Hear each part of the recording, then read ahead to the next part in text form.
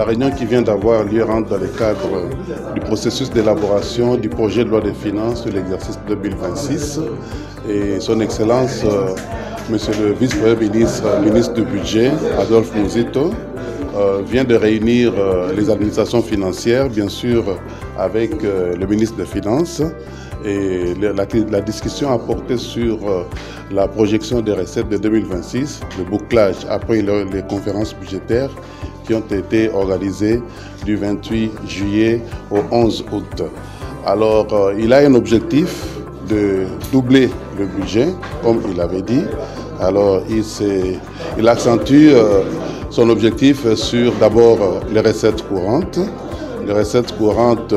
qui ont été projetées dans la loi de finances rectificative à 9,9 milliards de dollars américains et il compte atteindre 13 milliards en 2026.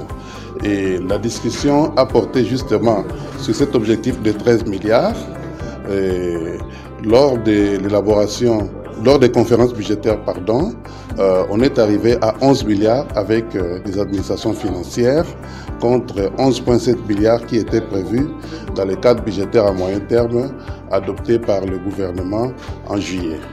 Alors, les discussions ont porté justement sur cet objectif et étant donné qu'il y a beaucoup de contraintes à atteindre, à réaliser par rapport à cet objectif de 13 milliards, les discussions se poursuivent afin de permettre d'atteindre au moins les 11,7 milliards du cadre budgétaire à moyen terme. Oui, les administrations financières sont appelées à aller travailler encore.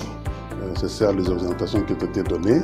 Ils travaillent davantage pour d'abord atteindre les 11,7 milliards de francs congolais et voir quelles sont les mesures qui sont proposées pour dépasser cette projection afin d'atteindre au moins 12 milliards au lieu de 13 milliards projetés initialement. Oui, le gouvernement est en train de fournir beaucoup d'efforts.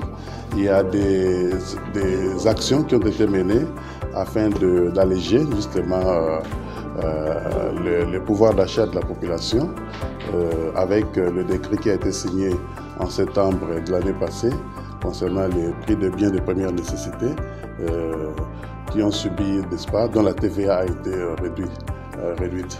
Les contribuables sont appelés, justement, les citoyens congolais est appelé au civisme fiscal. Il faudra qu'ils puissent contribuer davantage, payer l'impôt à tous les niveaux. Il y a les droits, taxes et redevances du pouvoir central. Il y a aussi les impôts, droits, taxes et redevances des provinces et des entités territoriales décentralisées.